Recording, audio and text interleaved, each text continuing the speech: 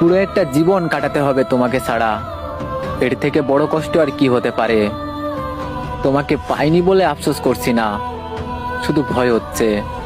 প্রতিনিয়ত যেমন করে চোখের পানি ফেলছি, সেগুলোর জন্য তোমার না আবার কোনো ক্ষতি হয়ে যায়। তুমি বিশ্বাস করো, আমি মন থেকেই তোমার সুখ কামনা করছি। বিশ্বাস করো, বারবার নিজেকে সান্ত্বনা দেওয়ার চেষ্টা করেই যাচ্ছি, কিন্তু অবুঝ মনটা কিছুতেই বুঝতে চায় না যে তুমি যে আমার নেই। তোমাকে পাওয়ার ভাগ্য নিয়ে যে আমি জন্মগ্রহণ করিনি। তোমাকে পাইতে হলে যতটা ভাগ্য লাগে সেই পরিমাণ ভাগ্য আমার নেই। ফুটো কপাল আমার, যে কপালে আপনারে ধরে রাখতে পারলাম না।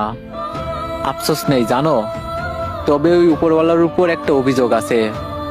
আপনারে যদি আমার করে না পাঠাইলো, তাহলে এত ভালোবাসা, এত যত্ন, এত আপনার দ্বারা আমারে করাইলো কেন? আমার আপনার সাথে পরিচয় করাই দিল কেন? আমার এতটা আশা, এতটা স্বপ্ন দেখাইলো?